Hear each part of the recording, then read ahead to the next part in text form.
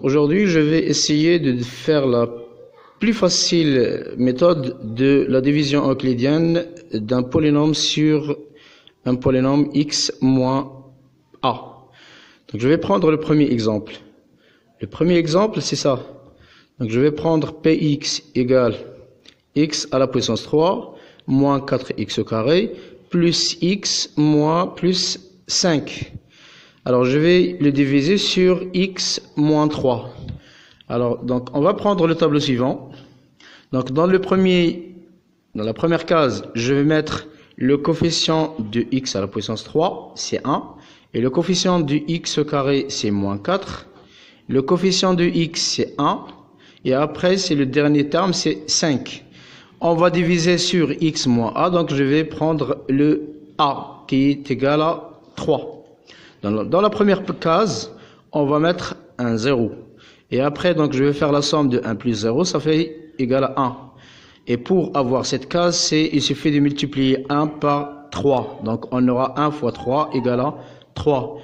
Et de toute façon, donc, pour cette case, je vais faire la somme de moins 4 plus 3. Ça fait moins 1. Donc, je vais multiplier encore moins 1 fois 3. Ça fait moins 3. Donc, moins 3 plus 1, ça fait moins 2.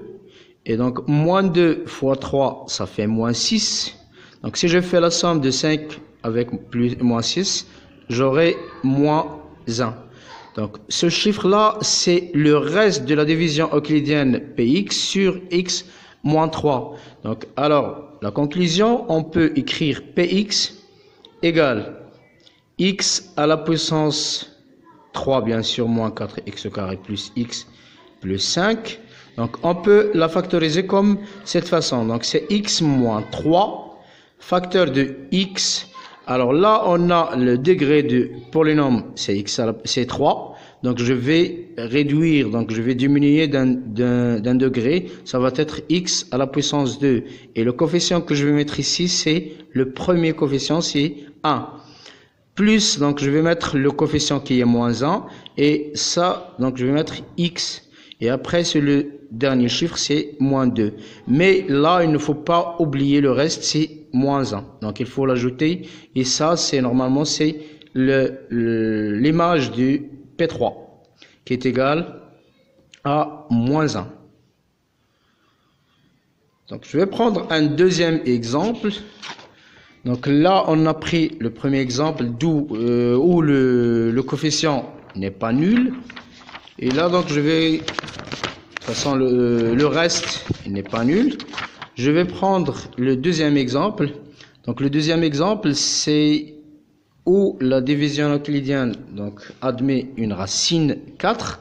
Donc là, je vais prendre x à la puissance 3, moins 2x au carré, moins 11x plus 12. Donc, je vais faire la division sur x moins 4.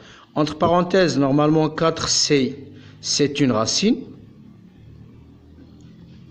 de px. De toute façon, si pour vérifier que c'est une racine, il suffit de vérifier p de 4, on va trouver qui est égal à 0. Donc, je vais prendre de la même façon, je vais tracer un tableau. Donc, je vais mettre toujours le coefficient de x3, donc c'est 1. Après, c'est moins 2. Et après, c'est moins 11. Et le dernier, c'est 12. Et le coefficient, le chiffre que je vais mettre ici, c'est 4. Donc, pour la première case, on commence par un 0. Donc, je vais faire la somme 1 plus 0, c'est 1. Et je vais multiplier 1 par 4 pour avoir cette case. Donc, c'est 4. Alors, 4 moins 2, on aura 2. 2 fois 4, c'est 8. Donc, 8 moins 11, ça fait moins 3. Pour reprendre, avoir cette case, il faut aussi multiplier moins 3 fois 4. Donc, j'aurai moins 12. Et si je fais la somme, j'aurai un 0. Donc là, on a un 0, c'est-à-dire que P, ou bien C4, c'est une racine de ce polynôme. En fait, et on peut factoriser donc x à la puissance 3, moins 2x au carré, moins 11x, plus 12. On peut l'écrire de cette façon. Donc c'est x moins 4. Facteur de quoi? Donc, puisque le degré de x de ce polynôme c'est 3, donc je vais diminuer par 1, ça fait x au carré. Et le coefficient que je vais mettre c'est 1, donc je vais rien mettre. Après c'est plus 2x et le dernier c'est moins 3.